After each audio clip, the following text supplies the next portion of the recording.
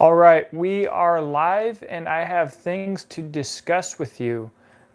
Make sure to let me know how the audio is working and we are going to get right to it. The title of today's discussion is Sorry, Not Sorry. We primarily have two things to discuss. And we'll talk a little bit about Exodus Knife and Tool as well, but primarily we're going to talk about my recent public opinions on Donald Trump, and we're also going to talk about the Second Amendment, as that seems to be a topic that is being heavily assaulted at the moment. And the reason that the title of this video is Sorry Not Sorry is because the motto of this YouTube channel is real, honest reviews. So I hope that people will come to this channel expecting me to tell the truth and give my opinion no matter what. Even if it's not exactly what they want to hear, they will know that what I'm saying is not being swayed by fear of public backlash or by loss of manufacturer support or loss of money or anything else. I will not allow any of that to change what is said here on this channel. And there are going to be people who appreciate that even if they don't always agree with me. And there are going to be people who will leave the channel because I'm not saying exactly what they want to hear, because that's all they're looking for, is to hear someone else say what they already believe. And you're not going to get that here, and I'm fine with losing those people. Psst. So, this hopefully will be a quick video. Now, for anybody that's wondering about the knife drop, as a couple more people filter in here. No, Jimbo. No. Doggone it. The next Exodus knife and tool drop, I am shooting for those knives to be available for pre-sale tomorrow. At least the vast majority of them. So, be ready for that. I'm excited about it, and hopefully we'll get this lot through a lot quicker than the last. I think that it'll be quite a bit quicker. All right, so first let's talk about the Second Amendment. And so what, Jeremiah Shine, how you doing? What needs to be said about the Second Amendment shouldn't need to be said, but we should be able to get through this very quickly. Inalienable and shall not be infringed means something. There is a difference between a right and a privilege. Let me see here. Let me pull this up for you guys so I can, not that it's necessary, but perfectly and exactly quote the Second Amendment without saying something in the heat of the moment incorrectly. Because how this works is, even if I could quote the Second Amendment 1,000 times, the one time where I want to make a point and sound educated, I'd mess it up. That's how it works, right? A well-regulated militia being necessary to the security of a free state, comma, the right of the people to keep and bear arms shall not be infringed. So, Gary, I'll get to that in a second. So I'm going to break this down for you. A well-regulated militia being necessary to the security of a free state. That means for our country to be free, we as people have to be able to band together to kill the government. So you understand that. For a free state to exist, the people have to be armed and be able to form their own military. The right of the people to keep and bear arms shall not be infringed. So the reason that the government cannot infringe on the right of a person to keep and bear arms is because the person has to be able to create his own military to kill the government. Sounds a little bit extreme, right? Like, oh my gosh, someone wants to remove this government from office. violently. We should take their guns away. That's what the government wants you to think. If you have been on this channel for a while, you know I was in the military, I worked with PSYOPs, and I understand a bit about how someone would use the media to create the public discussion. So essentially, so let's break this all the way down to the very simplest that it can be broken down. The government cannot legally make any gun laws.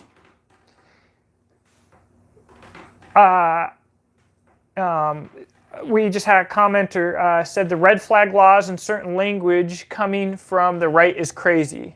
It's all through emotion and not common sense. And that's what this video is about. The government cannot make legally a single gun law, except it could be argued potentially that the government could control the import of firearms as commerce and merchandise. Someone could make that argument. Might work. It probably wouldn't even bother me. All right? That's the line.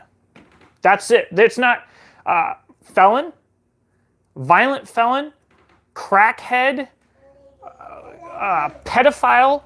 If they can be in society and they are not in prison, there cannot be any gun laws stopping them from owning a firearm. And if they really shouldn't own a firearm and there are gun laws that stop them from owning a firearm, they're going to own it anyways. So what's the point? The ultimate responsibility for you is if you're afraid that someone shouldn't have a gun, you better assume that they do have a gun regardless of the law. You better make sure that you have a gun, that you are trained, and that your family is also trained. That's responsibility. The correct way to handle that is not to run to someone else and hope that they're going to solve your problems, because they're not, and they won't take responsibility for you. Nobody will. If you die, the police as a whole are not going to be crying at your grave. They don't know you. They can't be responsible for you. And at the end of the day, they're responsible for themselves. And the Supreme Court affirmed that they have no responsibility to protect you. You are the only one who has a responsibility to protect you, and you have no right to say who can and can't have a gun.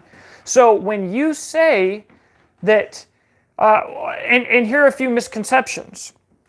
Okay, how often, and this is very broad. So this came from someone specific, and he said things that have been said many, many, many times. And so I'll use this example. People said that Donald Trump is pro-Second Amendment because he has a concealed carry permit and he carries a firearm. How much he carries a firearm and what firearm he carries and the fact that he has a CCDW has nothing to do with supporting the Second Amendment, because you can support the people's privilege of owning a firearm, but the second that you put a stipulation on that, you no longer support their right to own a firearm. You do not support the Second Amendment if you support any firearm regulation. Period. Read the Second Amendment. You can't read the Second Amendment and have two brain cells to rub together and then say that you support the Second Amendment, but if you have any but, you don't support it. Simple. That should be the end of the conversation. I don't know why it isn't, but that's it. So this is Trump 2020. I didn't vote for Trump 2016, just so you know. Okay. So why this is important. There have been two recent incredibly emotional posts that have got conservatives fired up about the Second Amendment. I highly suggest that you look up Justin Vitito from Alone Season 2, and he's a firearms instructor now, prior military, incredible dude, and he likes to think. and he does not like to have his vision, his mental clarity clouded by emotion. And he talked about a kid who said he was going to shoot up a Walmart, and everybody was calling for his guns to be taken away. And now more recently, we have this 15-year-old kid who said that he was going to get his parents' gun and go shoot 7 kids at school. Is this actionable intelligence? If it cannot be denied that these people said this, yes. What is the correct answer? I'm not here to tell you exactly what the correct answer is, but it cannot be supporting the government taking their rights to own a firearm forever. A right can't be taken away.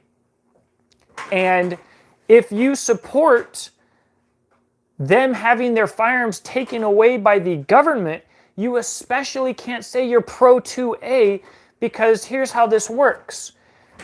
Dianne Feinstein says that you shouldn't be able to own X, Y, and Z guns because she doesn't think you're fit to own X, Y, and Z guns. And you're over here saying that I don't think that he should be able to own guns because X, Y, and Z, I don't think he's fit to own guns. You're using the exact same argument. You're just drawing the line in the sand in a different place, and you are both directly opposing the Second Amendment. Where that will lead is you get mad.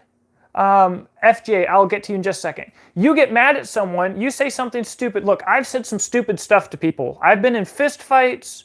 I've been in brawls. I've said some stupid stuff that I'm not proud of, that I'm not going to repeat, especially in this current political climate, that nobody thought twice about, because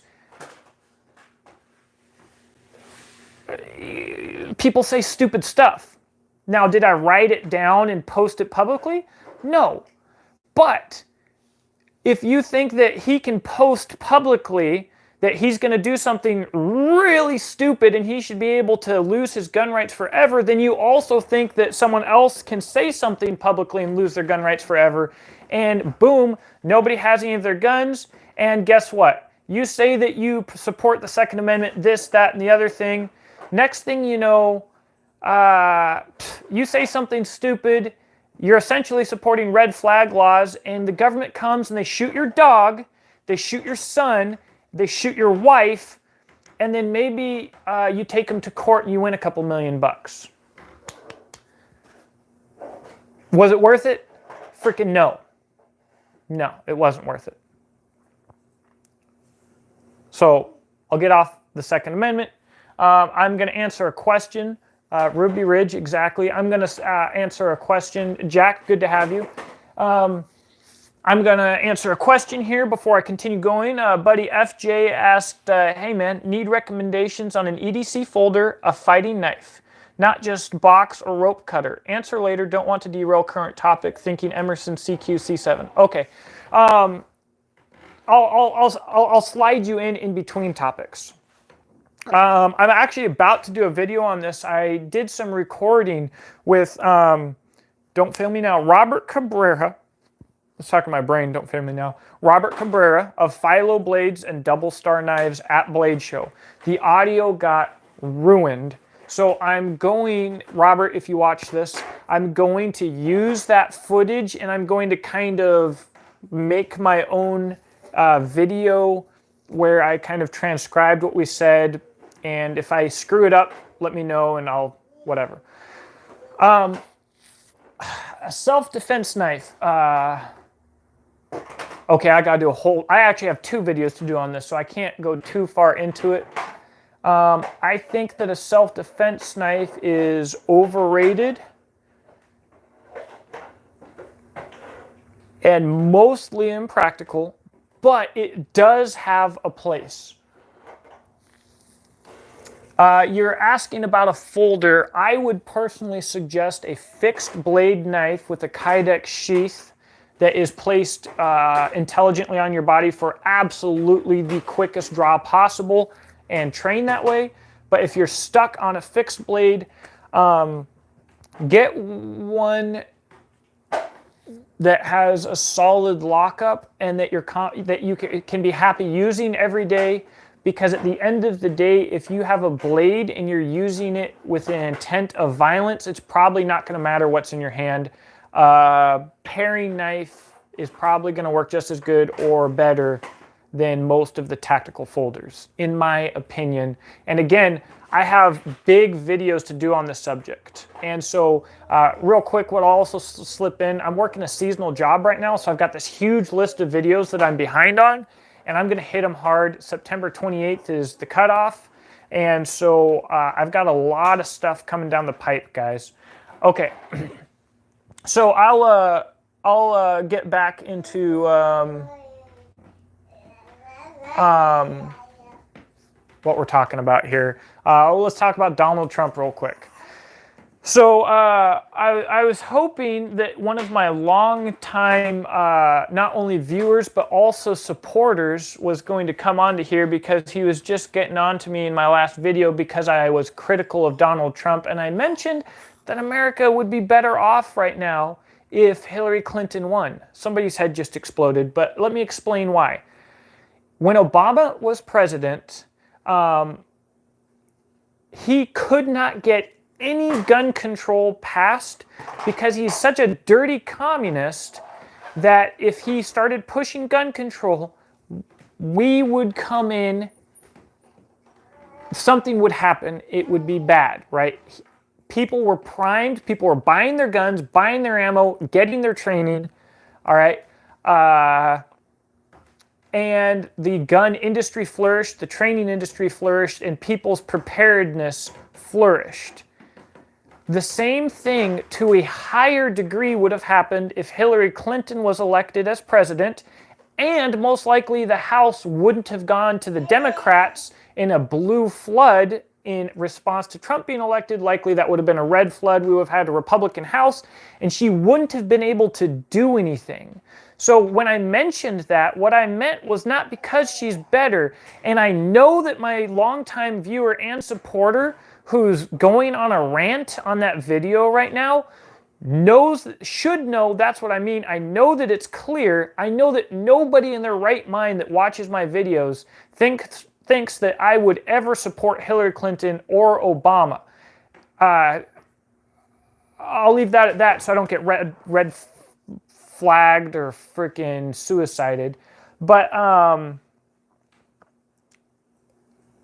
before the election, Donald Trump in his own book was anti-gun, pro-universal health care. During his election campaign, he talked about taking people's guns before they commit a crime and red flag laws without due process. He has already enacted more gun control than has been enacted in the last 20 years, which, by the way, is not only retroactive, but it's up to interpretation because it's written vague. So every state in the USA pretty darn soon is going to be able to ban any firearm device or firearm that they see fit to ban, and anybody who owns those firearms will become a felon instantly because they won't be grandfathered in. And if the red flag laws get pushed further, which Trump is planning on doing, it's only going to get worse. And he recently said that he hasn't pushed more gun control because his voter base is very pro-2A.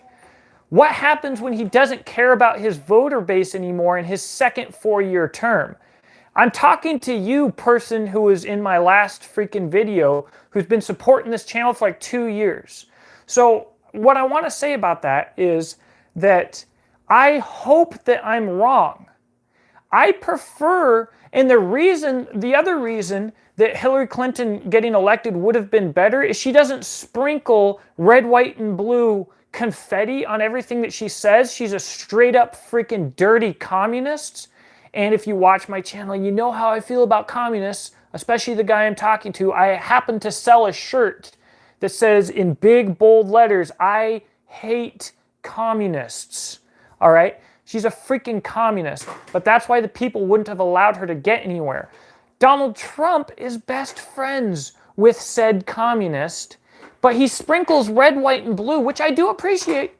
I like red, white, and blue on everything, but I'm not going to allow it to make emotional decisions or support gun control because it's got some red, white, and blue sprinkles on it, okay? And that's why Donald Trump is dangerous. But I hope that I'm wrong. And I don't blame anybody for supporting Donald Trump because he's a tricky guy, all right? And conservatives want a true conservative so bad right now that they're easy to fool. I believe that entirely. And there are a lot of people who want the right thing out there who are violently pro-Trump and who I personally believe have been misled. But again, I hope that I'm wrong. I don't blame you for being pro-Trump. And hopefully the people who actually care about this channel can appreciate my point of view on this and understand that I am a conservative who does not believe that Trump is a conservative. So if you are a conservative who does believe that Trump is a conservative, at least we should be able to find some middle ground. But to the person who is commenting on that last video, if you really think that I'm an Obama supporter, have anything to do with Antifa or any of this other stuff, you have become so emotionally entangled in another individual that your brain is no longer working. Period. Freaking pull your head out of your butthole and think for a second. And the most important thing that anybody should be able to do, regardless of how much you believe or support in any politician, is look at them critically. I liked Ted Cruz. Part of me still likes Ted Cruz, but I guarantee you if he was elected as president, I would be looking at him just as critically as I would look at Hillary Clinton or Bill Clinton or any of these other people who I'm going to avoid the red flag laws again. Benjamin, you all right? Oh, Benjamin's swinging over here and he got a little bit beat up. So let me go back here a little bit too.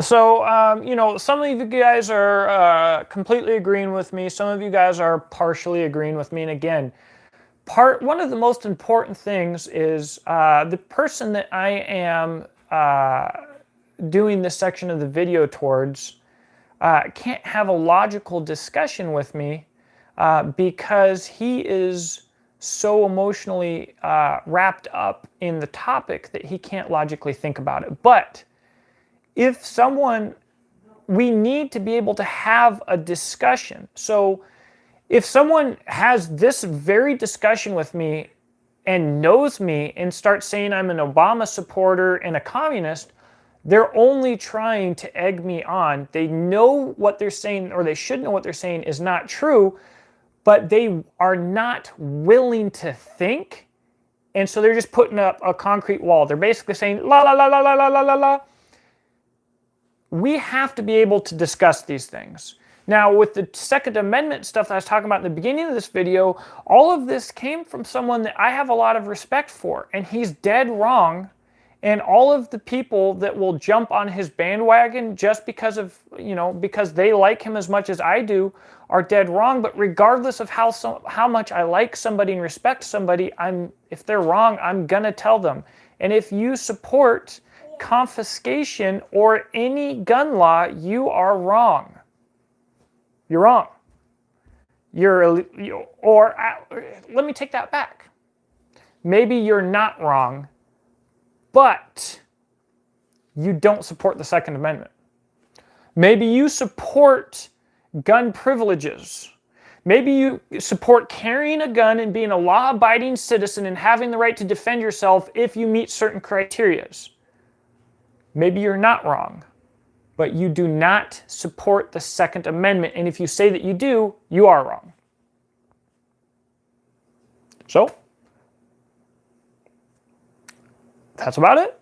Now, I'm a little bit wound up, but what I have to say is that I am willing to have a level-headed discussion with anybody who is willing to have a level-headed discussion. I will not have a discussion with someone who says that all white people are evil and need to be hung, or all of any race of people are evil. I'm not willing to have a discussion with anybody that says that all law enforcement is bad, all military is bad. If you say anything that is absolute like this, you are too stupid for me to spend my time discussing with. I've learned from experience that it's not worth the attempt. But if you're willing to have a logical discussion, I'm willing to talk about anything, and I can do so level-headedly. But when we start getting to the point where you're saying I'm an Obama supporter or a Hillary supporter or some of these just silly things, we've lost any form of logical discussion, and you've lost any kind of moral ground that you had to stand on. Your argument is completely dead because you've shown that your brain doesn't work anymore.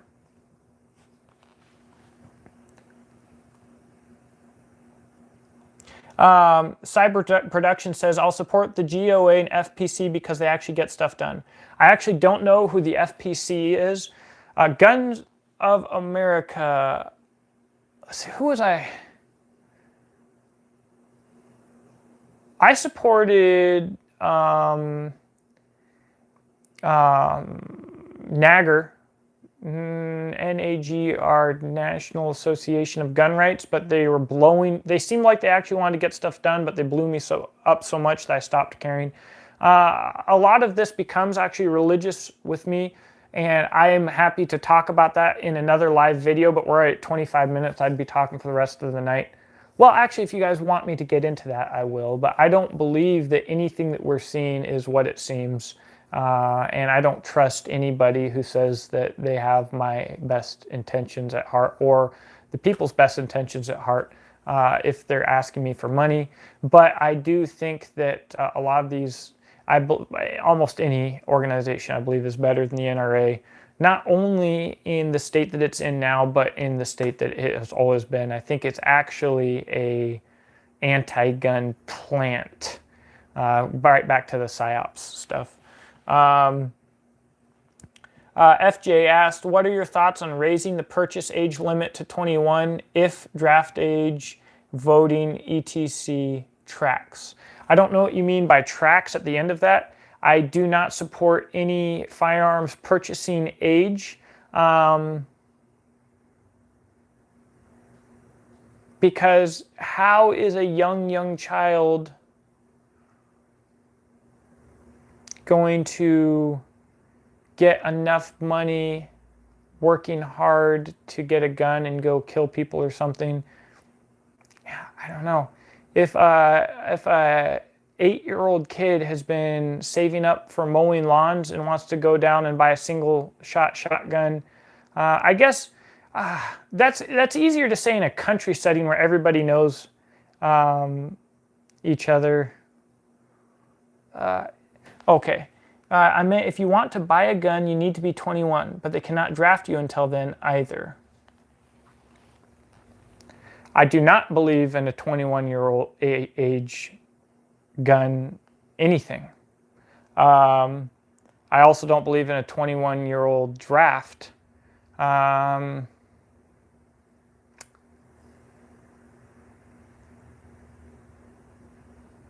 If there's going to be a gun age, it should probably be 18 across the board.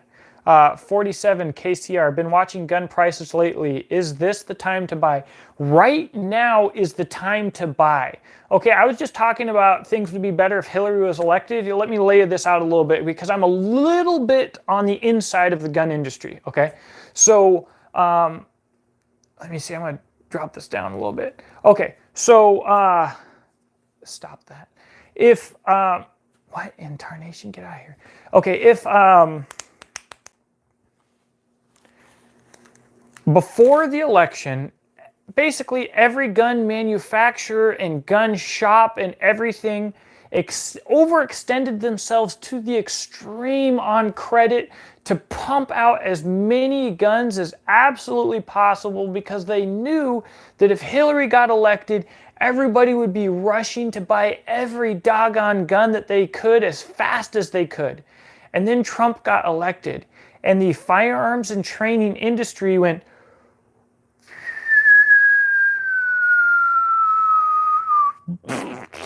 they had freaking bazillions of ARs stacked up on pallets that they made on credit, that they weren't having, that they weren't making any money off of their investment.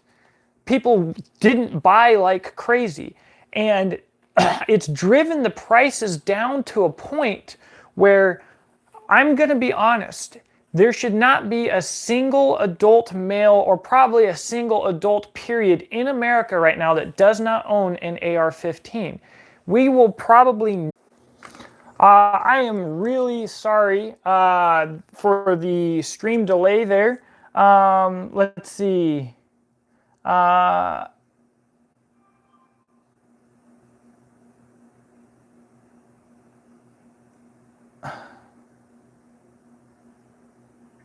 All right, so, okay. I'm back, guys. Sorry about that. Let's see. Yeah, that's why I'm saying, someone's saying the AI is watching me and they throttled me down. They probably did.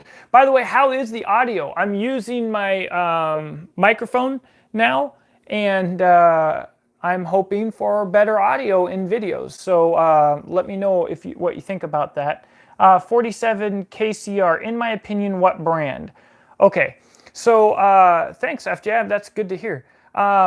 What brand of AR? Thanks, FJab. That's good to hear. What brand of AR is dependent on a lot of things. With the current political climate, I am changing my.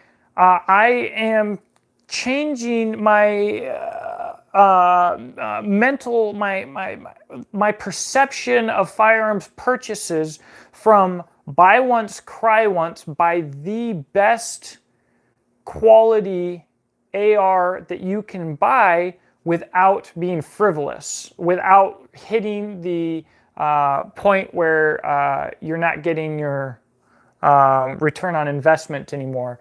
So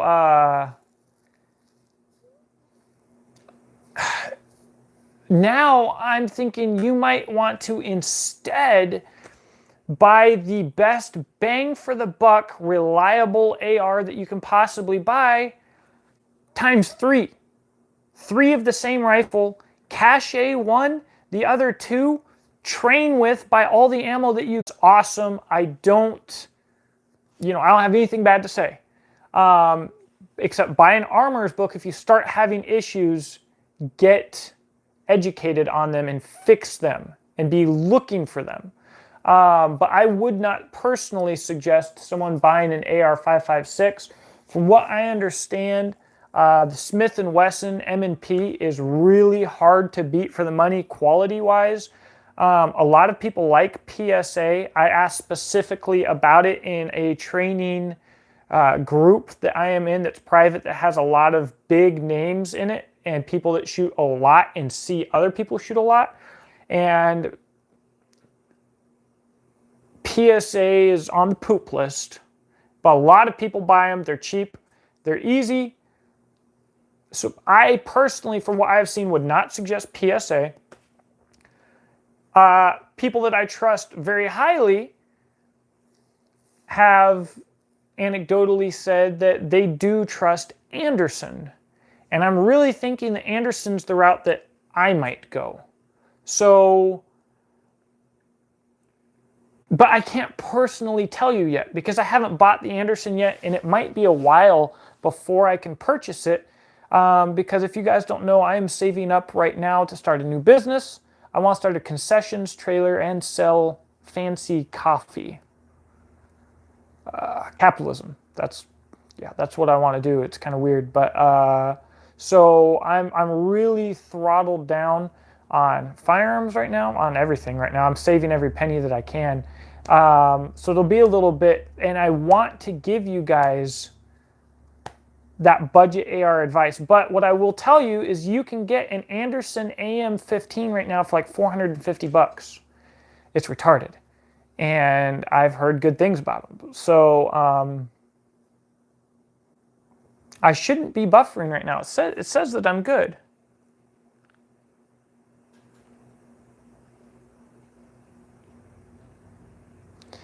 Cyber Productions, I won't repeat what you wrote there, but dude, good on you. Heck yeah, man. Heck yeah. At the end of the day, everybody has the right to carry a firearm. Okay, someone said Inversion Slayer, 30 caliber decision, Smith & Wesson M&P 10 with 5R barrel DPMS Gen 2 or SIG 716 Gen 2 DMR. Great question, actually.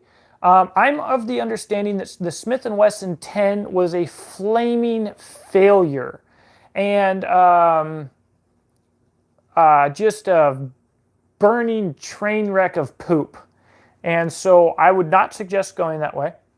The DPMS G2 is what I chose. Now, giving you my advice would sound very biased, but I didn't know that James Yeager had gone that route before I did, but he strongly believes in them. A lot of the guys at Tactical Response run them, run a lot of rounds through them, more than I have, and say they are good to go. They're lightweight. They're pretty affordable. I'm a fan. Again, take that information as a guy who purchased it, because typically I don't really like hearing people's positive reviews on their own firearm if they have some kind of whatever. And actually, I really don't anymore have any kind of emotional connection to the rifle, though. I will say that. But it's that my opinion is purely based on I've got just over 1,000 rounds through it. That's nothing. Nobody cares about that. 1,000 rounds. Maybe I have 1,500. Nothing. Don't tell me you like a gun and you advise it to other people because it's 100% reliable if you have 1,000 rounds through it. That's stupid. But I know people have way more than 1,000 rounds through them. So, and the SIG 716 is a freaking heavy pig with a bunch of proprietary stuff. And I think it's really cool, but I wouldn't buy it. Now, when Walmart was selling out of all of their assault rifles and battle rifles and was selling a SIG 716 for like $600 or $700, jump all over that, like with both feet, head first, whatever. But at typical prices on a typical market, it's not the decision I would make. FJ said load up on magazine specials too. Guys, when magazines go on sale, buy them because you won't always be able to buy them. Seriously. They will disappear. In a lot of states, they already have. Look at the communist states and what they're doing and use that as a timeline for when it's going to happen to you based on how communist your state is. So Kentucky might be 10 to 15 years on most laws behind California, but that means that when my son is becoming a teenager and getting ready to become a man, he's not going to have anything. He's not going to have, and I'm going to be responsible for his training, and at that point, I might be responsible for his armament. So keep that in mind, especially if you're a parent. FJ, POF, AR-10, or LWRCI Repper, and both good to go. A little pricey. I have both, and they both work well. I don't doubt that. They have stellar reputations. PSA seems like High Point. You either love them or hate them, but I will check out Anderson. Okay, and another problem with PSA, I called them about their AR-10 platform, and not only did their customer service not know anything about it, let me correct myself, it's not an AR-10 platform, it's an AR-308 platform, and they have their parts listed as AR-10, which is ignorant because it's not AR-10 compatible, because that is only for Armalite pattern rifles. But it's also not SR25 pattern entirely. It's slightly proprietary, but they don't freaking know what they have, even their technicians. Don't buy from a company like that. I know that, Iraq Veteran 888 did a meltdown of one. It did inferior to the S&W from what I can see. So at that point, there's no point in me. If you want to buy parts for cheap and stuff, it looks like Primary Arms has a lot of good stuff cheap. Whenever you can, buy from Brownells. They will give you a lifetime guarantee. Apart from the manufacturer, they will give you a lifetime guarantee on anything that you buy from them, with no exceptions. If you take a grinder and grind your own stuff that you bought from them in half on purpose, they will replace it. And they have told me that they would replace things that I ruined. And I was like, no, guys, it's cool. I was asking your opinion on a different product because this one didn't work for me. I tried to make it fit and it still didn't. They're like, well, you tried to make it fit and it still didn't. Is it ruined? I was like, yeah, it's ruined. And they're like, well, we'll still exchange it. And I was like, no, you don't understand. I ruined it. It's not the product's fault, and it's not.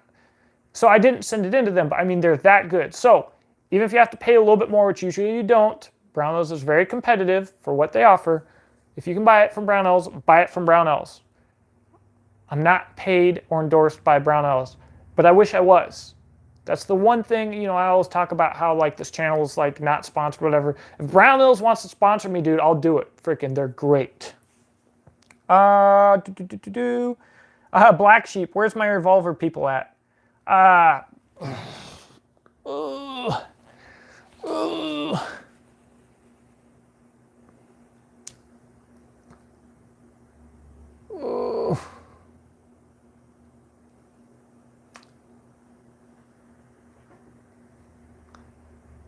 There are benefits to revolvers, but I don't support anybody carrying a revolver as a fighting primary firearm.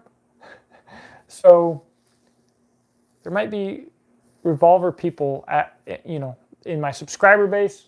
I like revolvers. I would not say I'm a revolver person, and I would rather carry an ultra lightweight 357 5-shot Smith & Wesson.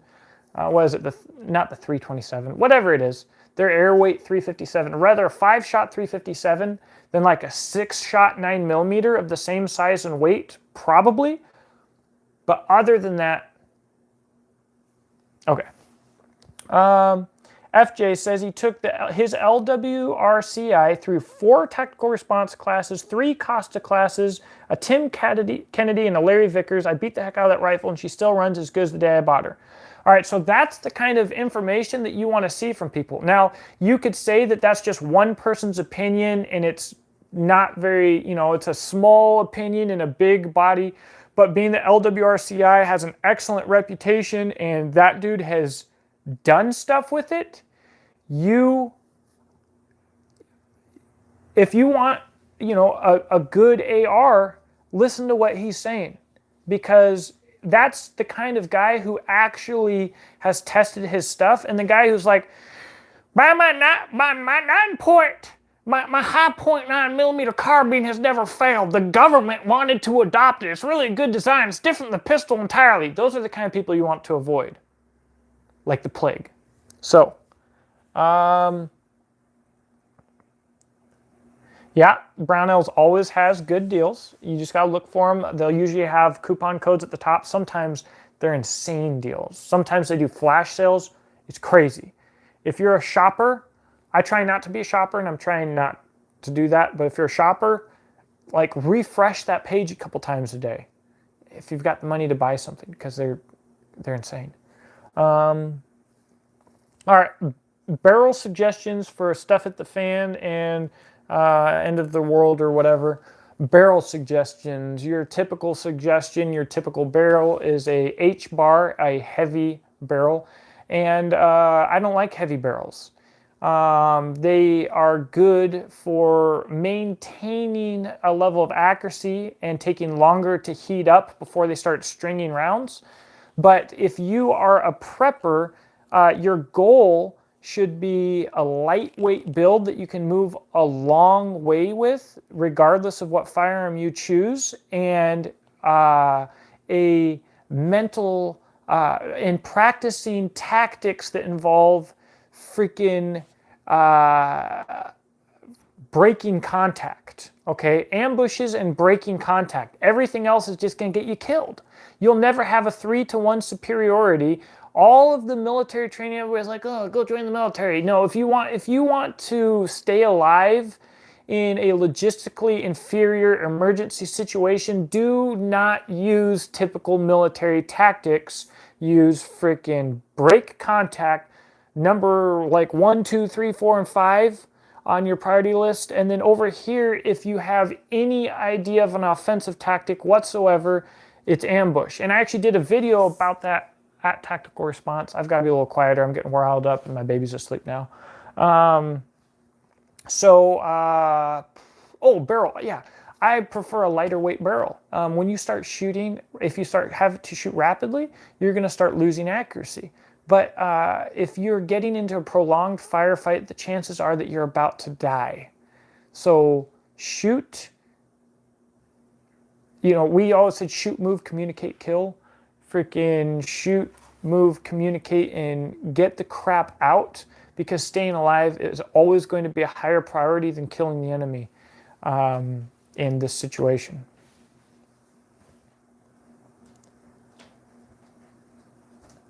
Okay, so Cyber Production said, I see a revolver being handy for a backup while in the woods, or for if a bear or cougar comes around.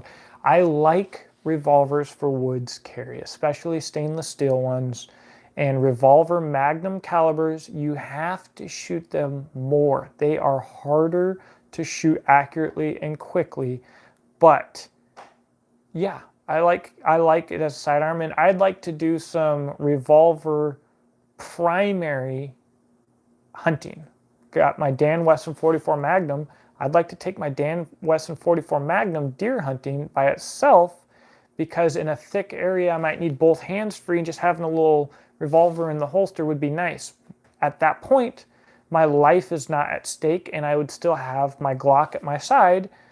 But yeah, just for deer hunting, bear hunting, or anything else, or for a deer bear backup, yeah, having a revolver, I think, is certainly a good idea. All right.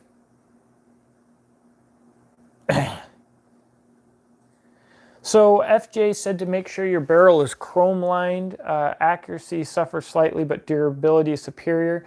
Something that people don't take into account also. FJ, you mentioned durability is superior. I think that's actually not very important for what most people think of. And I'll get to that in a second. Most people are not going to shoot out their barrels.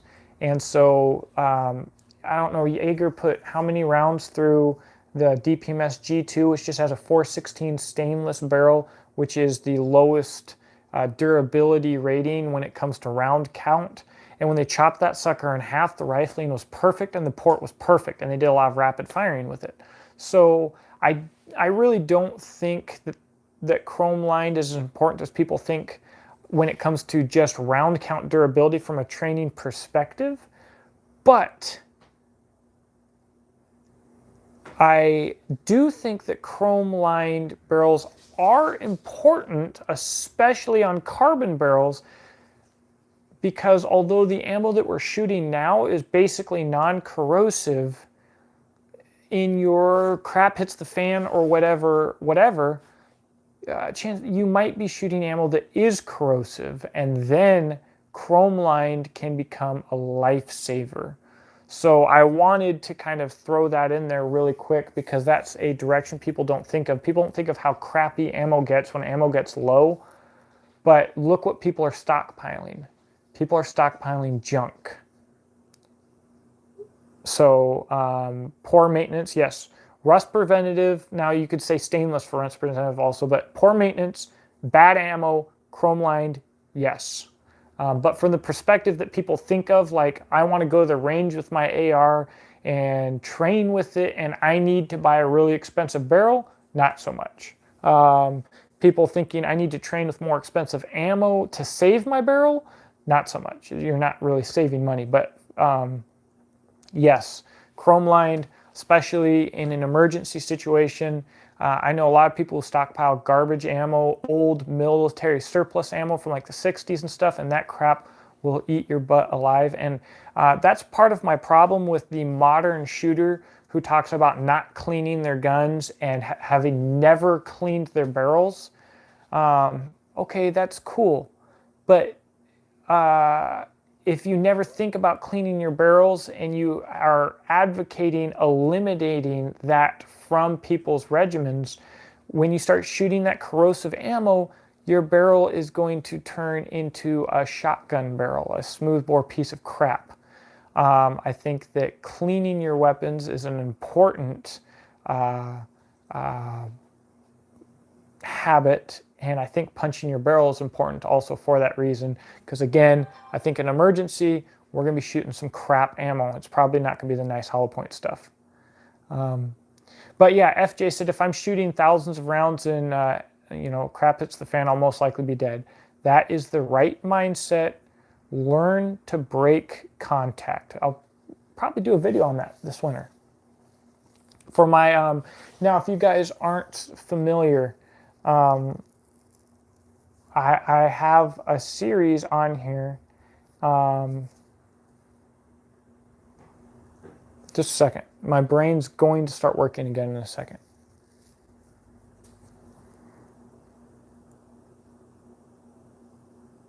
I have a recon series. I don't have a lot on it. I'm hating myself right now for not remembering it. I'll think of it in a second, or I won't.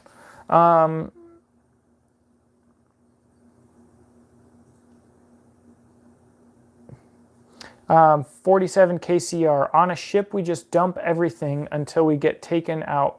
Then the next guy takes over. Are you talking about manning like anti-aircraft guns, or I'm not completely on board.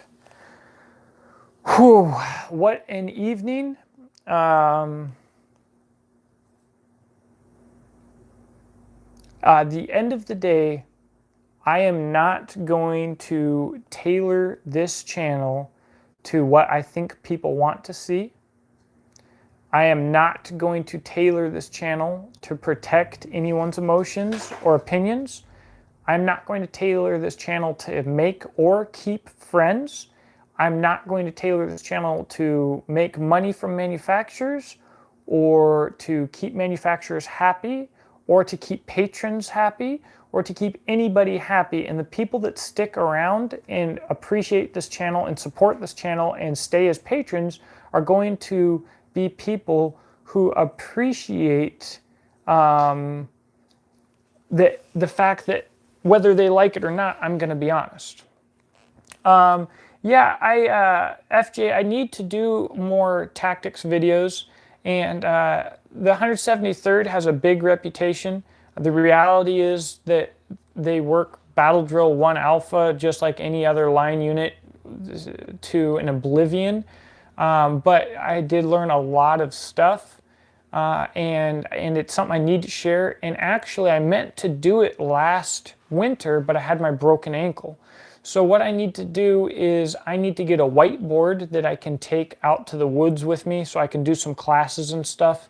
And those videos that I do never get any views, but again, that's not why I'm doing this. So I do plan on doing tactical videos, and it will be under my, most likely under my existing tactical playlist, the name of which I can't remember because it's been so long and it's horribly embarrassing. Wait, it's coming to me.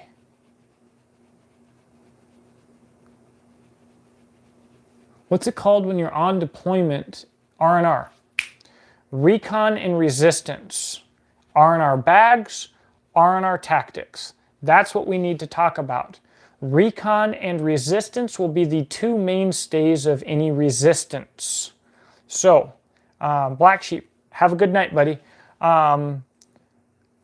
Okay. Thoughts on talks about a possible recession happening soon? I've been hearing talks about it, and I think it's long overdue. Cyber Productions. A recession is coming. And most likely an ice age is happening. And all of the world's worst atrocities have happened during both. So most likely, the reason that we haven't been in World War III is because of the logistical impossibility of putting troops on U.S. soil. Germany couldn't put troops on English soil with that much water.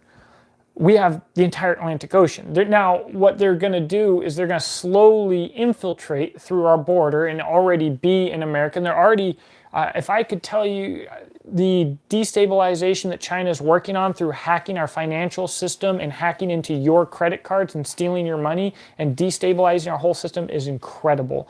But they're waiting to figure out how they're going to get over here to fight.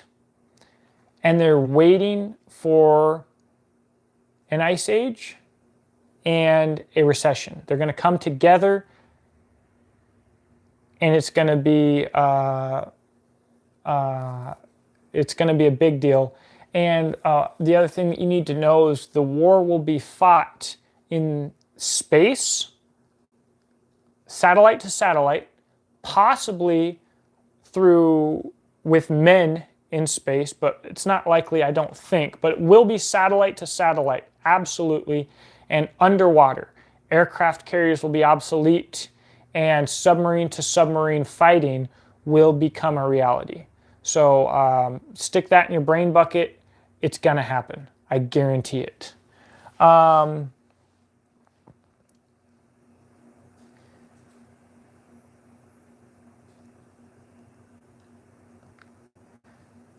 Old Iron, good to have you on. This got a little bit wild. I don't know if you saw the beginning of it, but it got a little wild, which I am glad of.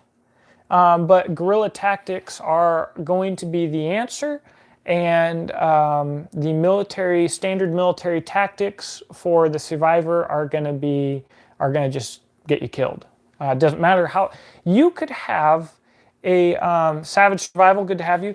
You could have a community of 3,000 to 5,000 people, and you could not use standard Army doctrine combat tactics. You could have 10,000 people in your community total, and you could not do it. So most people are thinking about being a lone wolf, which isn't realistic. Somewhere between that and a small community, maybe of up to 100 people. And that if you've got a small community of 100 people, you might have 10 to 15 fighters. And if you have 10 to 15 fighters, one of them's worth the dang. Most of them are worth nothing, and you have to secure your own home. There's no place in a resistance or in a survival situation for typical military tactics. FJ, will do, bud. That sounds really cool. Actually, I really appreciate that. That's huge. Let's see. Cyber said, buy silver and gold, beans and bullets and guns, I guess, right? Yes. Yes. But you know what? Beans and bullets, you can actually figure out.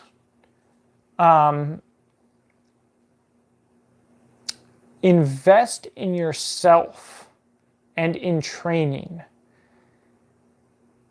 Not just military, survival, and homestead style training. Invest in yourself, because you can have all of the beans, bullets, and band-aids in the world, and if you don't know how to do anything, you're stockpiling them for someone else. And preppers are disgusting. I can't tell you how often I hear about people who are planning to just go kill people and take what they have, and a lot of those people are going to die. A lot of them. Most of them are going to be too big of cowards to actually do that, but it is going to happen. And if you don't know how to fight and you don't know how to survive, how much you have stockpiled is going to be irrelevant. And if you're not at least military or haven't invested a considerable amount in training, you do not know how to fight with a gun. And people don't think about a gunfight as a fight. It is a fight just like it would be with your fists, and you're using a gun, but it might still come to the fists. I mean, it's a fight and anything goes, and if you have any thought of a fair fight, you've already lost and your tactics suck and you're dumb, because your life is more important than any concept of fairness, and your enemy doesn't care about fairness.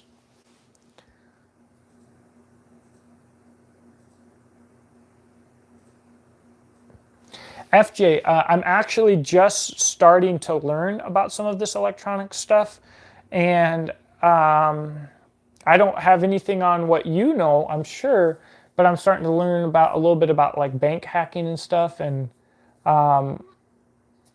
between China spying on us and our own, here's the thing. I'll get into the religious aspect of it later in a whole nother video, but we're being spied on by everybody. And so you just have to assume that if you're a patriot, even if you don't post or say stuff very often or online, with 5G, they are still going to monitor what you say and log it into a database. So if you are a patriot, they might not be checking on it right now, but you're already in a database and you are electronically filed into a file where they can say, who are people that are like this? Pull this file, and these are the people who basically hold these beliefs. In fact, through your social media and through your own phone data, you have been categorized without knowing it electronically. And you can find your categorization on Facebook. They'll be like, this, you can look at it, you can't edit it. They have categorized you and put you into a folder already. I remember how to look it up, but I've done it myself, and if you go to Google, you can find out how to do it. Google's the biggest freaking enemy we have. They're all of every, I get it later. All right. Cyber mentioned AR-500 armor has some good deals right now. I'm actually looking at myself. I said that I would never, wear body armor again, and because I'd rather be more mobile. But body armor is getting thinner and lighter, and I might change my mind. I probably should.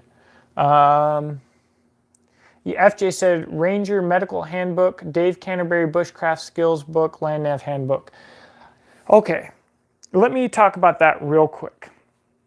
If there is one class that you should take, let's say you watch all the YouTube videos, you bought the Magpul dynamic videos, all of them, and you go out there and you practice them, you try your best, but you haven't gone to a class, and you can only go to one class in your entire life. Go to Tactical Response Immediate Action Medical. I don't even care what you think about tactical response, or I don't even care if you don't want to own a gun and you think that your idea of prepping is growing marijuana plants. Go to Tactical Response Immediate Action Medical. When I went to the Army, in CLS training for basic training, I got Vietnam era training, and I didn't know it until I took TCCC with Special Forces in Afghanistan like 6 months later, and realized that all of the training that I got people killed and was utter trash. And it's still taught in lots of EMS people throughout the government. Tourniquet use, dead wrong. If you get an older medical book, it will be dead wrong. If you can only go to one class in your entire life, take the Tactical Response Immediate Action Medical. I can't stress it enough. I need to do a video about it, and I haven't. I didn't get footage, and I really didn't get pictures, but I've got to talk about it. It is probably the most important thing that a prepper can do, is take Immediate Action Medical. It's so good. It's essentially the exact curriculum that I learned with Special Forces, except they actually have the money and care about making sure that every single person gets their money's worth, and so the training is 1,000 times better. Seriously, like no joke. One class, tactical response, immediate action medical. Savage Survival says, Trump removed the 5G environmental immunity for future infrastructure upgrades, thank God. I'm not 100% on board with what you're talking about, and what I mean by that is I don't know anything about it. But I know that already with 4G, we're already, almost everything that is done, period, on the internet is uploaded to the 4G computer, and that 5G will not make us have faster data whatsoever. It's just a bigger computer that can store literally everything that is ever said on the phone. That's why they want everybody to have a smartphone, not a flip phone, and they make flip phones so expensive for clearly no reason, is because we're all talking through data and everything that we say is being logged. And then they can automatically pull hit words that you say and characterize it, and they can organize such incredibly vast amounts and analyze such vast amounts of data that they know everything about you. And it's only going to get worse. Don't be discouraged. They want you to be discouraged. I don't want to be the agent that helps them achieve that goal. But did you hear about the Trump microwaves and how to use 5G when it's the same frequency range now? Imagine it. Yeah, 5G is just a bad deal, man. And FJ mentioned if Carson is doing the immediate action medical, it's good. I took it with Carson. I haven't taken it with anybody else. I imagine personally that anybody that was that anybody was teaching the class, that it would be excellent. But Carson is awesome. Awesome dude. And man, the class is good. And I took it with Alan Kay. Some people might know that he's the winner of season 1 alone. Just a freaking incredible human being in a lot of ways. And the dude's just a savage. So anytime... Put tourniquets on each other. Yeah, my wife and Alan put tourniquets on each other. Anytime you can do anything with Alan Kay, it's a good time. And he takes stuff very seriously. He's a very serious guy. He's a very large guy. 5G was immune due to Obama to environmental restrictions and didn't have to be studied before being installed. Trump rolled that back, so now they have to test it on the environment before the installation. But the problem is they don't give a piss about the people. They're going to test it and make sure it doesn't kill the dung beetles and the hummingbirds and the frickin' seagulls and the frickin' North Carolina bald butthole frickin' buzzard. But they're not going to care if it frickin' kills people, because Trump's part of what wants this data collection. Let's be real. So, nobody has your best interest in mind. Like I've talked about before, in Afghanistan, we got stuck in a valley with a blown up MRAP, and we had to stay there like freaking a week, because even though we were probably going to all get killed, they didn't know how to get the MRAP out, and we couldn't just blow it up, because the commander would have gotten more in trouble for losing the money of the MRAP but if he just got us all killed, he'd probably get a pat on the back and be like, I'm sorry, do you need some time off?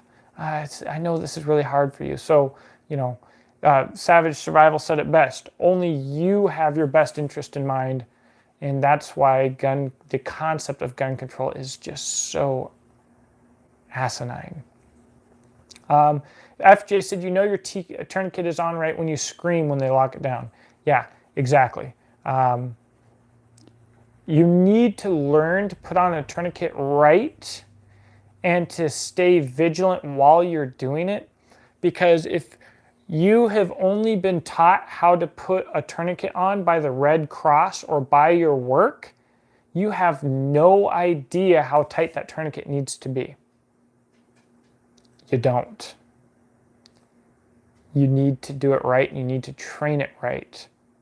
And if you train it right, then it's extra cool when you go to tactical response and you can actually do training and shooting while wearing a tourniquet and stuff. It's freaking amazing. And if you go get good training at tactical response, you can stop being the freaking dipstick online talking crap about rats tourniquets because of something that you heard from your brother's uncle's best friend's sister. Yeah, sitting on assets just makes you and the assets a target. It's just government incompetence. So, I really expected this live stream to be about 20 minutes. I didn't really think that anybody would watch it, and but this has been awesome. I'll continue to be here as long as you guys have something to talk about. But I really appreciate it. While I'm waiting, I'm selling firearms right now, and so I've got, if you follow me on Instagram, I've got this dream of a Henry AR-7 with a SIG MPX folding stock on it. On your six, what's up, bud? And so essentially I'm selling my 22 long rifle AR upper, which is phenomenal, and it was stupidly expensive, and my Henry Golden Boy Youth, and my Chiappa. All right, Savage, glad to Oh, you're saying for me to do live streaming. I'll try. Usually people don't watch it very much, but I'll be happy to do it, especially if people like it. Okay, and I'm going to sell my Chiappa. The Chiappa Little Badger is a single-shot 22 long rifle that you're probably familiar with, and it's 2.9 pounds. And the Henry AR-7, which is just ugly, ugly, ugly, ugly, ugly, and I can't handle it, is 3.25 pounds. And it's a semi-auto and takes 7 or 8 round mags. So then at that point, what becomes the point of the Chiappa? But I don't care about a gun floating, so I don't want the big, dumb, bulbous buttstock. So I found a guy. He's on my Instagram. Please follow me on Instagram because you'll get way more updates on everything that I'm into than I can give on YouTube. But I found a guy that makes an AR pistol grip / SIG buttstock adapter. So I can do a folding lightweight buttstock. The barrel's still removable. And I think I'm going to try and put a Leupold 1.5 to 4 power VX Freedom on it with an Aero ultralight scope mount.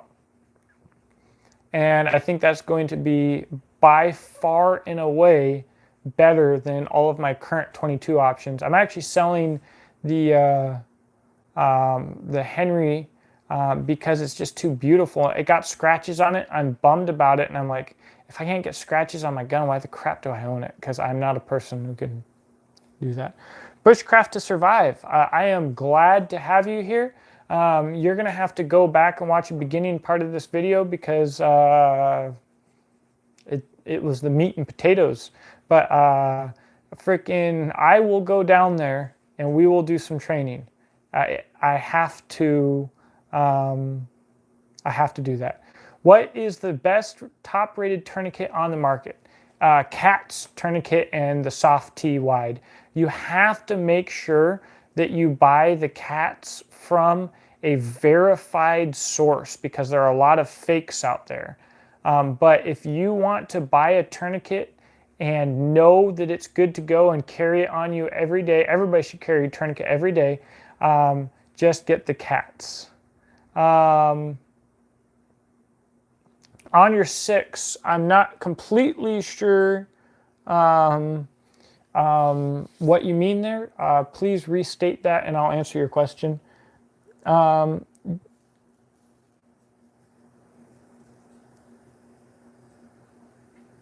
FJ said just a little bit of information. The MRAPs aren't very good on hilly situations.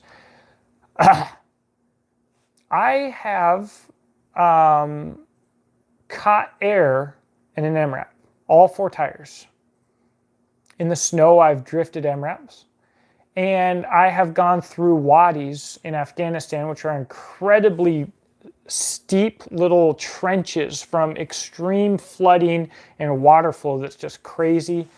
But the MRAP is so top heavy that on concrete, I've been told, and I believe it, you can turn the steering wheel all the way, mash the gas, and flip it right over. So in case you ever have to deal with someone who's in an MRAP, they flip really easy. Just FYI. Don't red flag me or suicide me.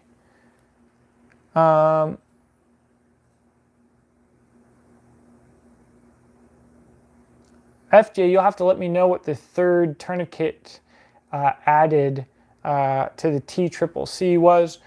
I am not totally on board with a requirement of a TCCC rating though, because the government is only going to TCCC rate the things that they want to carry, and we know how government contracts work. It is a good baseline.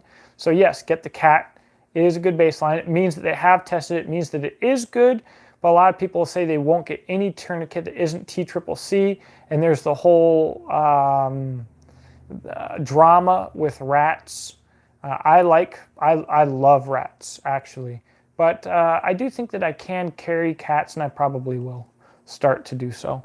But for everybody watching, FJ just mentioned, do not buy rats tourniquets on Amazon.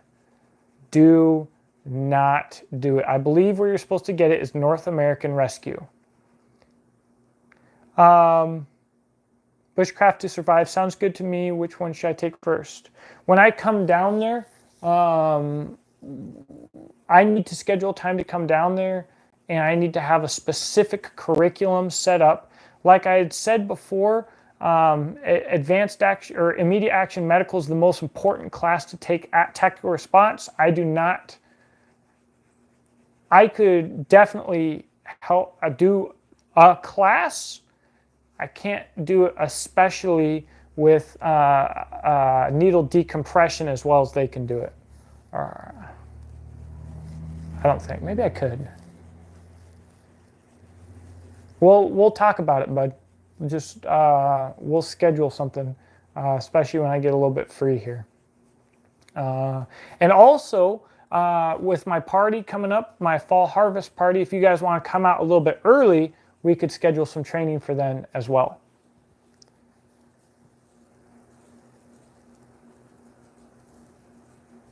On Your Six said that he doesn't get emails of me going live, even though he clicked the bell, which, by the way, if you're watching this and you want to know when I upload a video, click the bell. And it's funny, in my live videos, and I talk about so much more tactical and political stuff, and then my YouTube, I typically am doing knife reviews, and I don't know why, guys. I don't know why it turns out like this, but it just does. But I'll start trying to announce when I'm going to do live videos on Facebook and sharing that around a little bit better.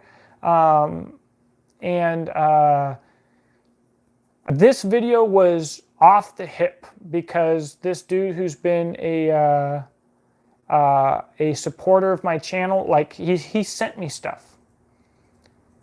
He's been with me for a long years, and I said something about Trump that was critical, and he just lost it. So this video is like, I literally commented on there. I was like, hey, dude, I think we're having miscommunication. I'm going to do a live video, and I'll tell you what's up right now. And so I did. So I didn't really announce it to anybody, but I'm glad that you're all here, and I'll do better to announce it in the future. By the way, how stupid is it that I do live videos sitting in my living room? Like, does that bother you guys as much as it bothers me? Or is that not a big deal to you guys? Maybe I could at least like get a backdrop or something that isn't my living room wall. I don't know. FJ, dude, I'd appreciate that. That'd be awesome, man.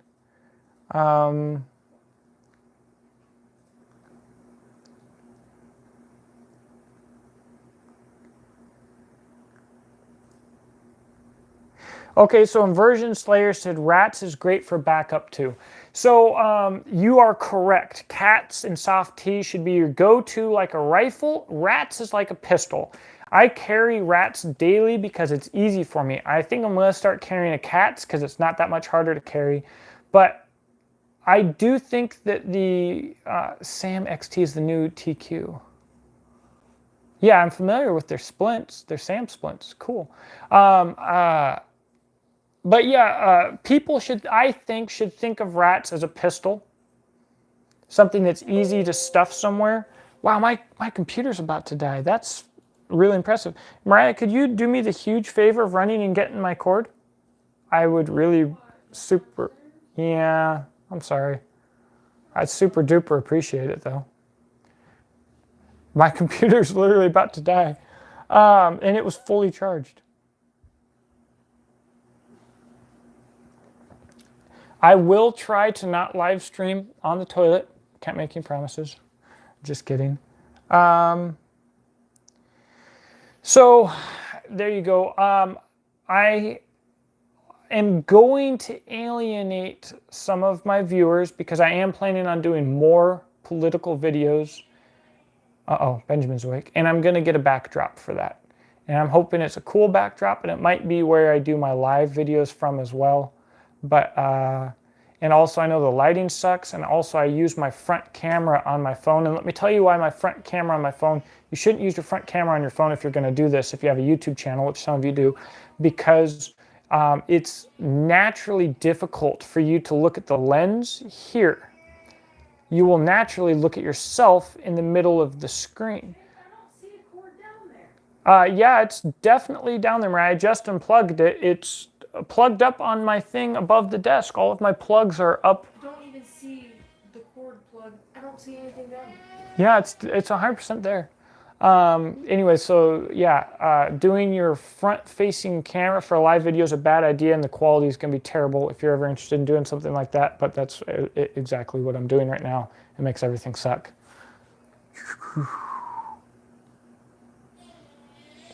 Batcave would be good.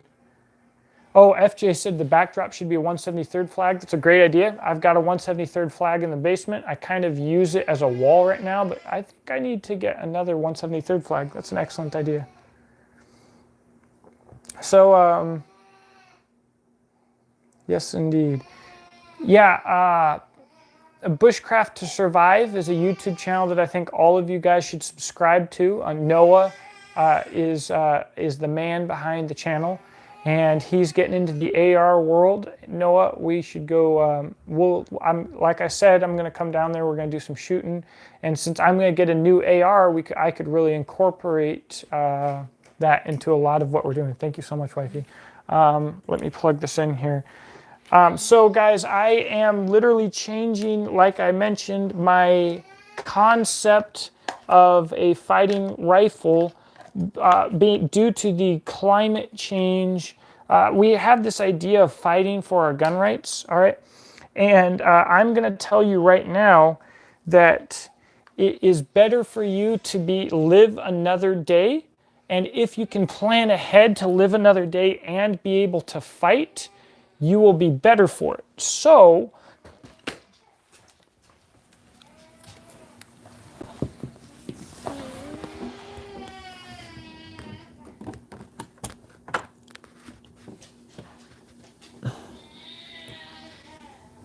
oh, the struggle. The struggle. Just get plugged in there, you son of a gun. Okay. Okay, so living another day is better. If you can only afford one cheap AR, get a lot of training, and if they're going to take your gun, man, give it to them. And the value of owning the gun when you did was whatever you shot with it hunting-wise and the training that you got with it, the familiarity that you built with it. But if you're at a point, let's say you have $3,000 to spend. Spend $2,000 on, if you can, the best quality rifles that multiple of the best quality rifles you can, and optics, ammo, mags, and a training class. maybe just $2,500 in your gear, $500 on your training. Right now, the more that I look at it, the more that I think that you're going to spend at least about $500 just on the rifle itself. Then you've got to look at a $100 scope mount and probably either a $200 minimum scope. If you're getting an actual scope, would be a VX Freedom. And I don't have firsthand experience with it. I do trust Leupold pretty well. Or better yet, actually the Holosun, or get a red dot. A Holosun red dot, it's $150. Primary arms, $150. Sig Romeo 5 has the best warranty. And you're probably looking at $1,000 for the cheapest, pretty much build, maybe $750 with rifle, optic, backup sights, ammo, mags. That's expensive. That's more than people expect to pay. And that's the bottom of the barrel. I'm going to do a rifle build video here pretty soon, and I'm going to lay out some of the things that I'm thinking about. So, so for my knife people that are on here, if I have any knife people on here right now, today I worked on the Battle of the Middleweight Choppers, SE Hunglis 2 versus BK9 versus Shadow Tech Python, and that video will be live, will be up tomorrow. I did all the filming today. My hand is tore up, and I'm really excited about that. And I can't tell you guys where my passion for knives comes from. All I can tell you is that it's there. So this is the FP45 Liberator. It was the single. Oh, yeah. I'm familiar with the Liberator. Okay, so FJ said the FP40 Liberator was dropped into France, and the idea is you got single shot 45, and if you can, you're going to shoot a dude and take his gun. Here's my problem with prepper discussions. What caliber do I pick? What rifle do I pick? What handgun do I pick? You need to pick this rifle because it's the universally accepted caliber. You need to pick this gun because it's the universally used gun, etc., etc., etc. What I'm here to tell you is that if you have training, the gun that you have and the caliber that you're using is not going to matter, because if you use it successfully, you're going to have an opportunity likely to get that firearm and its ammo, because guns come with ammo. And if you fail, then you're going to be dead and it's not going to matter anyways. So people worry way too much about this stuff. What they need to be worried about is, can they afford to shoot it a lot and get training? Don't worry about what you want when crap hits the fan. Worry about what you can get right now and go train with. That's far more important.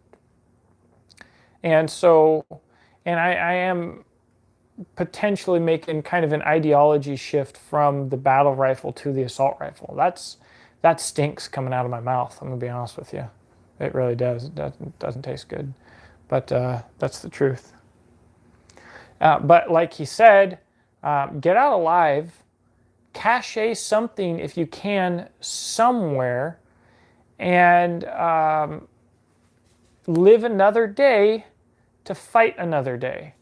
The people, let's say you have the crap hits the fan fantasy invasion, and millions of NATO troops are on U.S. soil going door to door and taking everybody's guns like they did in San whatever. I think that was the National Guard, those sons of guns. All right, going door to door, and the people who say that they ain't gonna take my guns, well, 99.9% of them are gonna give them the guns because they're cowards and they never got training. They don't actually even know how to use the guns. They're not ready to use the guns, even if they were. But the people who fight off the bat are, for the most part, just gonna die. And they're not gonna accomplish anything. If they get lucky, they're gonna kill 1 or 2 people. The people that are just like, oh yeah, dude, take everything, whatever, and live a little bit longer are going to have the opportunity to make a much larger impact, because the world will be filled with softer targets. Because the people kicking in your door might suck. They don't have good training, most likely, I guarantee you that. But they're a harder target because they're expecting resistance.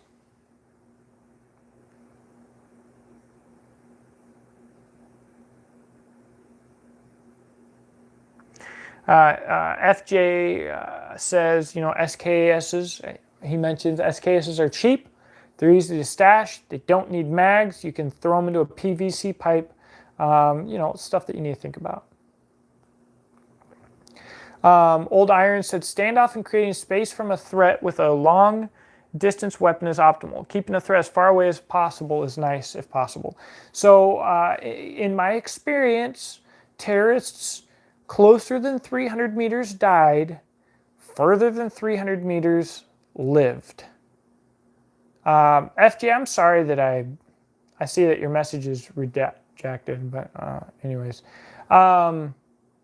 So like I was saying earlier with tactics,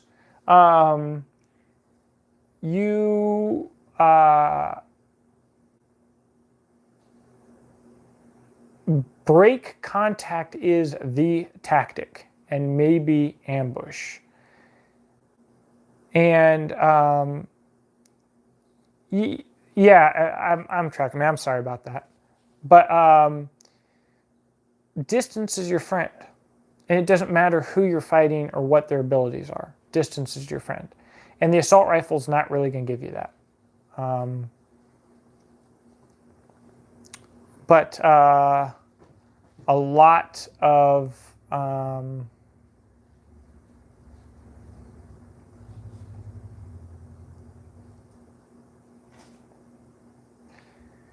the battle rifle is more expensive, more heavy, harder to conceal, harder to carry as much ammo, and it is harder to shoot. And if I can whip up a firearm and easily put a bullet in someone, even if it doesn't put them down, and get away, it's a lot better than whipping up a firearm and shooting and missing and hopefully getting away, but maybe getting frustrated and sticking around. And so I want to be able to, standing, throw up, punch a silhouette at 100 yards, just like that. And it's a lot harder to do that with a battle rifle. It is. And a battle rifle is a trained man's firearm. And the biggest problem with a battle rifle is ammo is expensive, and I should have put 5,000 to 8,000 rounds through my battle rifle right now, and I haven't. And the assault rifle is the stupid man's optimal choice, the untrained man's optimal choice, and that's a good thing.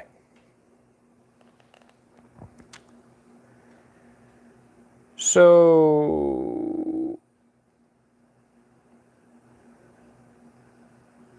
yeah, FJ, the Marine Corps shoots 500 yards, iron sights. I shot 300 yards iron sights. My eyes aren't very good, and it's not an easy thing to do. And if you've got a designated marksman firearm, a bipod, and at least 308, smacking stuff at 500 meters can be super easy with minimal training. But with the assault rifle or a battle rifle, not so much. And so I was actually blown away at the SIG days at SHOT Show. They had a 716 set up with a big old scope on it and a bipod on a bench. And I was able to bang a hostage target at like 500 meters and swing that sucker around and shoot a dueling tree. Ping, ping, ping. I have never shot like that at that distance any other time. It was amazing. But really nice optic, good stable platform. You make it happen. You can see it, you can shoot it. But but breaking contact is going to happen in closer than 300 yards. So getting back to tactics, if I'm somewhere and, oh my gosh, I'm not where I need to be, and I'm within 50 or 100 yards, if I can be up, put a bullet in something, and be moving back, I've done way more good, and I've increased the chance of my ability to get to 300 yards and to get the hell out of Dodge. And I think that is important with the assault rifle. And really, I'd like to do either a 14.5 inch barreled assault rifle or an 11.5 inch barreled pistol. But with a budget that's so low, wanting to get multiples, that won't be an option. I didn't know that the Army shot to 500 yards ever. I did not realize that, but that's cool. I shot to 500 yards at a certain pit, I think, with EBR, but it was a giant white target. It was not Ivan. It wasn't a green pop-up Ivan or anything like that. So yeah, grenade range, not a good deal for small unit. If you have an ambush and you have everything superiority, maybe it is, but I don't even actually know where Fort Dix or Fort Devens is, to be honest with you. I did my shooting in Germany for that. Yeah, it was cold. It was cold. So let's see. Anything else interesting that you guys want to hit up? Jackalopes, Dix was Jersey. Okay. New Jersey. Devens was Massachusetts. Interesting. Yeah, if they're closing in Clinton, it was definitely before my time. Exodus Knife and Tool Jackalopes. I've been teasing them. I wish I had one on me right now, but I do not think they will be released until the 4th Exodus Knife and Tool drop. So just so long as you guys are tracking that, they are coming. They are in the prototype phase.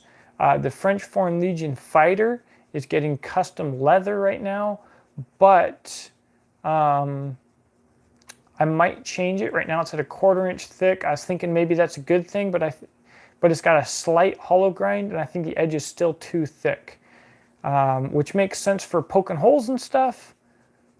But if it's a garbage, if it's just not good enough as a practical knife, people aren't going to want to carry it.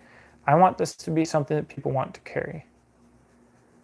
Cyberductions asked about the IWI Masada and the Taver 7. Isn't the IWI Masada a carryover from Magpul's design, which became the Scar? Is that right? The multi-caliber, this, that, and the other thingamajigger. The Taver 7 was designed mechanically after the aesthetics of the firearm were designed. I have zero interest in any Scar, any Taver, basically zero interest in any RFB or whatever their 5.56 version is. Maybe a passing interest, but not for a fighting firearm. Honestly, in my opinion right now, if I'm going to get a fighting firearm, it's going to be AR based. We are in an AR market. AR technology is incredible. Manufacturing is incredible. If it's a 308 or a 5.56, it's an AR. And if it's not a 308 or a 5.56, I don't want it. Because I've got to be able to afford to shoot it. And I've got to be able to buy cheap as crap garbage ammo for it. So 6.5 Creedmoor is cool. But can I shoot it for just cheap as piss? No. The Masada is a new handgun from IWI. I don't know about this is going to sound crazy, but if, for the handgun, if it's not a Glock, I'm not really interested in it. Oh, that hurts to say too. That doesn't taste good coming out. But and specifically now that people are working on flush fit 15 round mags for the 43X and the 48, if that becomes a real thing and those mags have Glock capability, I think that every handgun on the market for a fighting handgun right now, including the Glock 19 and the Glock 17, will be dumb. Will be dumb. So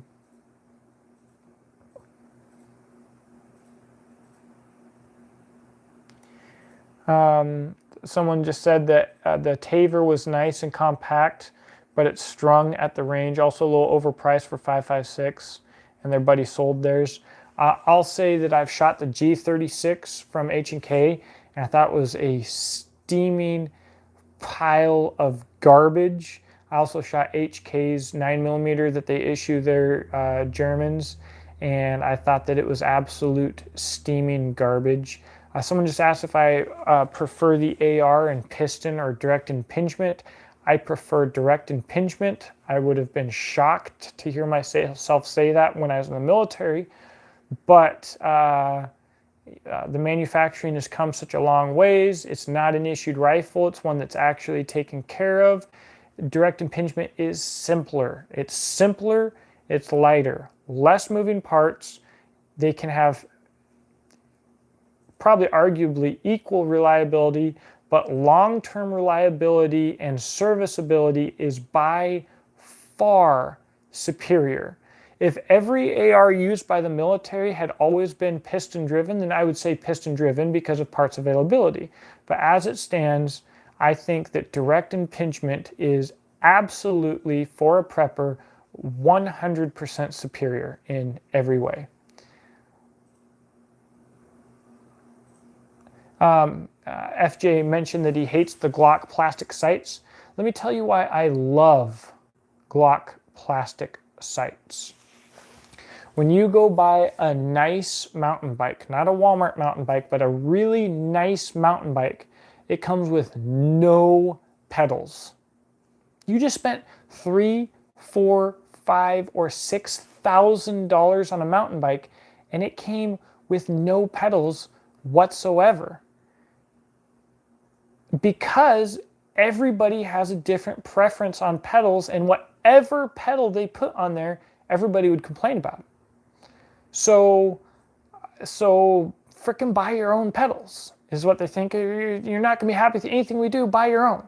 Well, I would rather Glock have crap plastic sights that I don't have to pay for than to pay even $1 more for any other sights, because any sight that they put on there I wouldn't like. Now I will say that I bought the Vickers Tactical Glock 17 with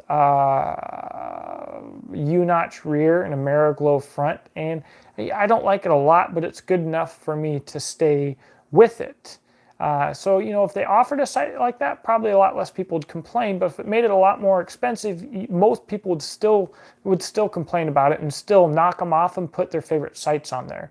Glock is starting to offer a lot more night sights. If you want it, you have to pay a little bit more. I think that's a pretty smart way to go about it. But I think that for a lot of people, you know, there are a lot of people who put crazy round counts on those plastic sights and they just don't care. I'm not one of those people, but I don't want to pay for something that I don't want. And the Vickers, the sights were kind of a small bonus, but I really bought the Vickers because the color and the RTF2 I thought was kind of cool. And I wanted to buy a gun and keep it completely dead stock except for the sights, but I still kind of wanted a cool gun because I was getting out of the 1911s and I wanted to kind of like what I had, and I think that Glocks are ugly and stupid looking, so it was a good option for me. And the sights, I didn't buy them for the sights, but they're an okay added bonus.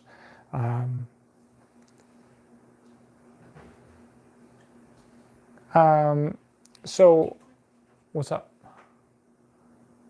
That's incredible. Let me show him. This, he said that he likes orange Trijicon XDRs now. I haven't used those, but I'll look into them. And honestly, I've got 2 Glock 17s that probably need sights and a Glock 48, so I will look into those. This is Benjamin.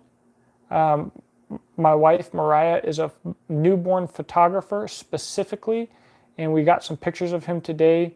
What a cutie. We got some pictures of him in front of my tractor. I love that. Looks incredible. Give me a shout out. It's Mariah Peterson Photography. Facebook, Instagram, Mariah Peterson Photography. She does great work. So shoot her a follower. And if you've got friends specifically around Kentucky or popping out a baby, send them our way.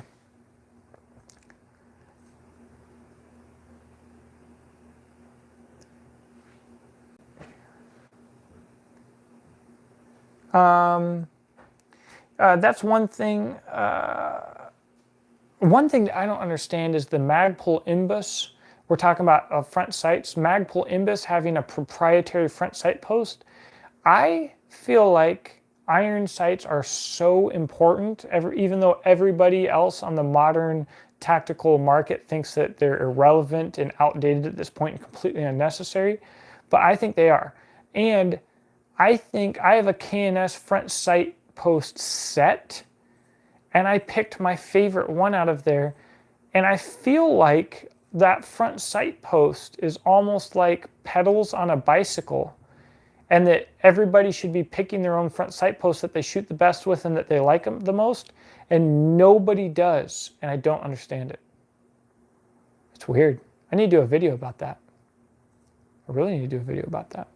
But I think that's one of the biggest downsides of the Imbus sights. They're great in so many ways, but are you freaking kidding me? Why can't it have a doggone... I'm sure it just comes down to money, making them cheap, and there was some thing that they had to get around, and they were like, well, screw it, we'll just do our own. But yeah, as far as Benjamin, you know, what's funny is when he was born, a lot of people said that he looked like Mariah, and as he got older, more people started saying he looked more like me. But good night, Old Iron. Sleep well. Thank you for stopping by.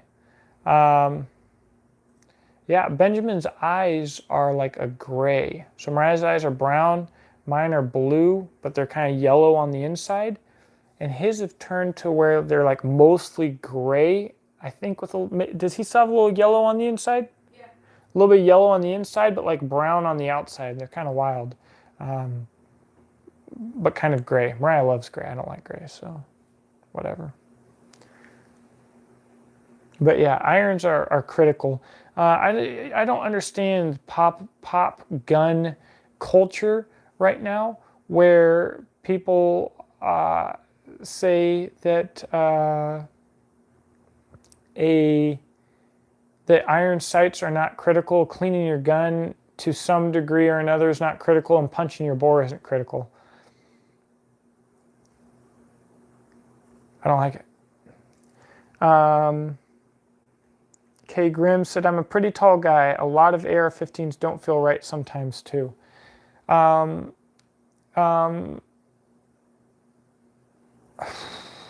like how... I have talked to people who collapse their stock to different points for every type of shooting that they do. I keep my stock at full length no matter what I'm doing. Whether I'm shooting from the prone, going into a building, doing anything, I'm at full length. And I don't see... but at the same time, my Henry Golden Boy Youth has a children's compact buttstock, and I shoot it just fine and don't have a problem with it. So I think I feel like you can get comfortable shooting anything for the most part, but it's just about getting comfortable with it.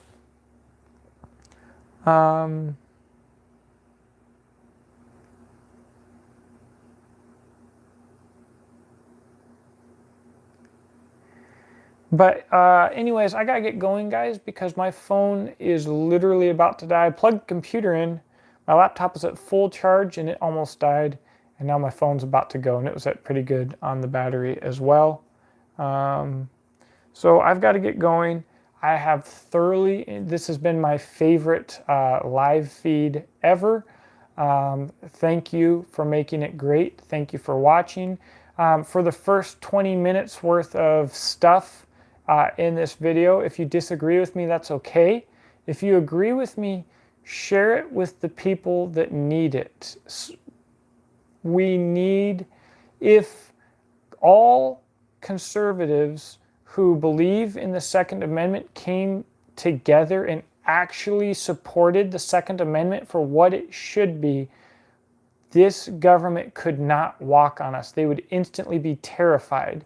They create a social environment where they play with people's emotions to make them back off of the Second Amendment.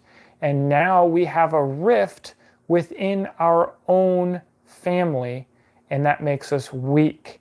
And we need to let people know what the Second Amendment is and what it actually means and why. Because people don't know, they don't appreciate it, they don't care, or because nobody's ever told them. So if someone needs this video, please give it to them, seriously. And maybe I'll do a video specifically on that so they don't have to watch all the rest of this crap too. Thank you, everybody. Have a wonderful evening. Thank you for watching, and I hope that you all have a blessed day. Night.